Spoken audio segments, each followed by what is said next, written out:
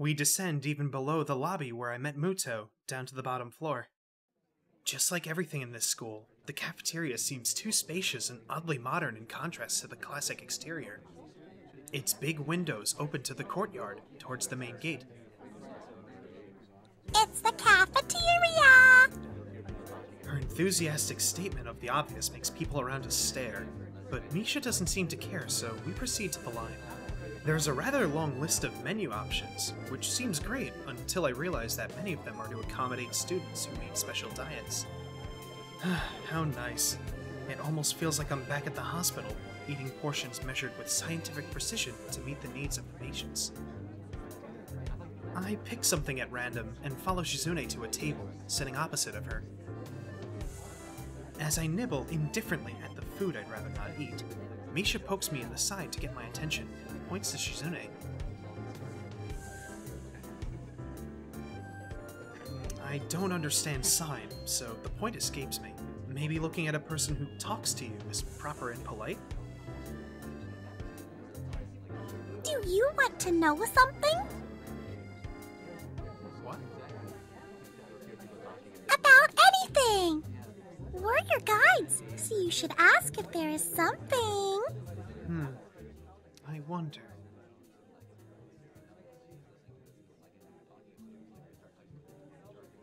Oh, yeah. Is there a library in the school? Lately I've gotten into reading a lot, so I'd like to check it out.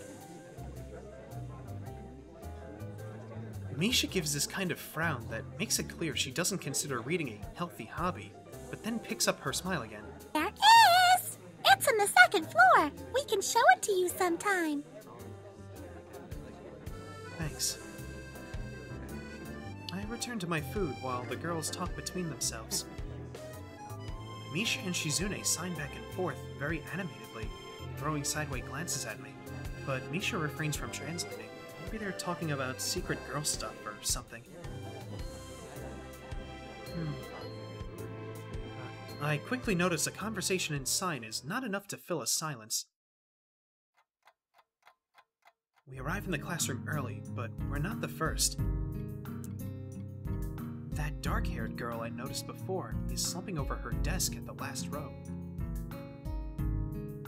She jumps a little when Misha crashes into the room with the elegance of a rhino. She shrinks deeper into her seat.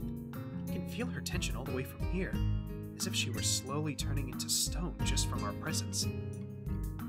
Misha and Shizune either don't notice or don't mind it, as they walk directly past her to their seats and begin to converse. I'm left wondering about her, even when the classroom slowly fills with other students and finally, the teacher. Getting into the rhythm of school feels strange. It's as if my brain remembers how this is done, but my body doesn't. Towards the end of the class, I start yawning and counting the minutes left. I shouldn't be this tired on my first day of school. Maybe it's the long time spent in the hospital that made me like this. I'm even feeling physically weak and lifeless. Before long, the final bell rings. School is finally over for the day. Beside me, Misha and Shizune are having a short conversation. After a bit of deliberation, Misha turns to me. Unfortunately, we can't stay and show you around today, He-chan. We've got to hurry already, since there is a lot of work for us to do. You'll find your way around here, I'm sure of it. Wait. The teacher said I had to see the nurse. Where do I have to go? Is that so?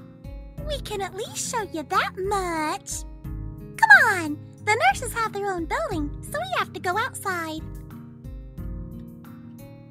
We join the flow of students making their way down the stairwell and outside, with the girls pointing out other senior classrooms in the same hallway as ours.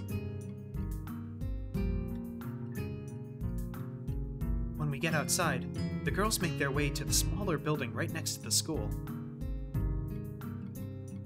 It's built in the same style, so it looks like it's actually a part of the main building.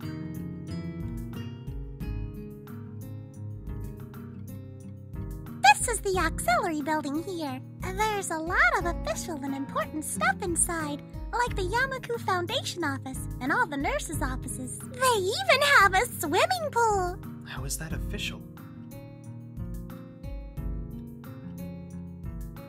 Don't be silly, He-chan. It's for physical therapy, of course.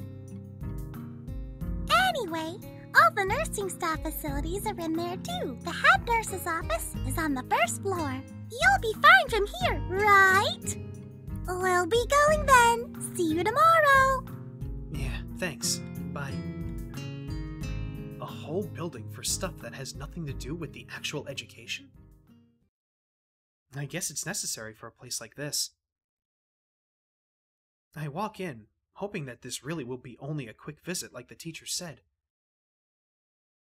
On a white door on the left is a green cross with the text, Head Nurse, and a nameplate. A voice from the inside responds to my knock almost immediately, but I can't quite make it out.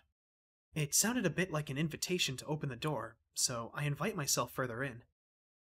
The room is not large, and it smells strange. A friendly-looking man turns around on his office chair to face me as I enter.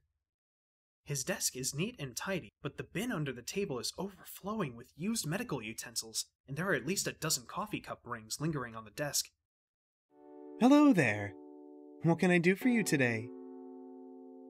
He's young-looking and sort of rugged, but the dimples in his cheeks wash the impression away when he smiles. Are you the nurse? He smiles like a person who has heard this very same question hundreds of times. Why, yes I am. It says so on the door, no? You can call me by my name, or just the nurse, like everyone else. Of course. I shake off my confusion, realizing I should probably grab his extended hand. His handshake is rather firm and friendly. Right. I'm a new student, and my homeroom teacher told me to come meet you. My name is Hisao Nakai. His eyes light up with revelation, and he snaps his fingers.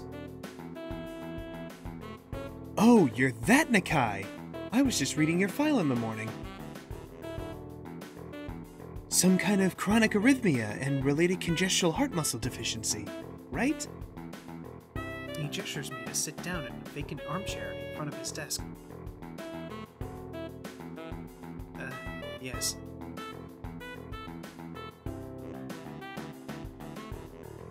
Good. Well, you've probably been briefed about the school enough, so I'll go over this quickly. We have all kinds of facilities available, mostly physical therapy and such.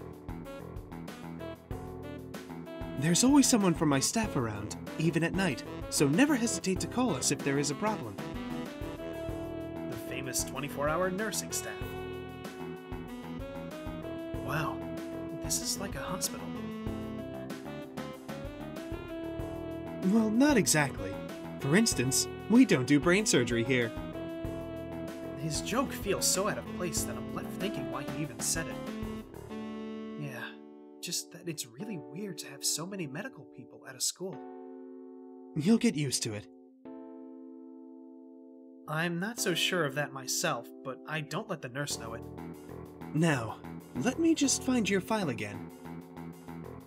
While he searches for something in his computer and shuffles stacks of papers around, I let my gaze wander around the room. It's the epitome of generic, I'd like to say. Beige walls and ceiling, dark gray laminate flooring, and all the equipment you'd expect from a school nurse's office. Even the ridiculous educational posters are hanging on all four walls, reminding me to eat properly 3 times a day from all the food groups. Smiling, the nurse draws a thick file from a stack of similarly thick files and opens it. So, you already have medication for the arrhythmia. Just remember to take your pills every morning and evening, or it won't be much help. Apart from that, do you do any sports? Rash stuff like, I don't know, boxing? He grins to his own joke, but I don't. Well, I played soccer occasionally with some classmates. Alright, I'm afraid I'm going to have to recommend you refrain from doing that. At least, for the time being. Oh. My lack of reaction makes him raise an eyebrow, but really, I'm not too bothered by him forbidding me to kick a ball around. I guess I never did it out of burning passion for the sport, just to have something to do. Any kind of concussion might be very dangerous to your heart, and risking another attack is not a good idea. Was the previous one caused by a sudden concussion to the chest area? There is no mention of the cause in your papers. Not exactly. I sidestep the question acceptably, and he glances at me over his papers, a more serious expression on his face. Still, you need to keep your body healthy, so some exercise would do you good. We have physical therapy and such available, as I said, but I don't think you really need such heavy measures. Just get some light exercise regularly. Brisk walks, or even light jogging, jump roping, that sort of thing. Swimming, maybe? There is a pool here. So I was told. You were? Very good.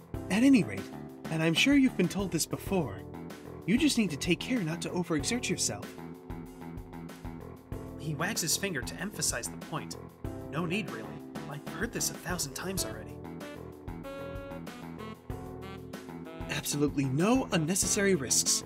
Take care of yourself. Okay. He goes over my papers one more time, sets them on the desk, obviously content. Good. That's it then. Come meet me if you ever need something. I'm ushered out before I even realize it. A quick visit indeed.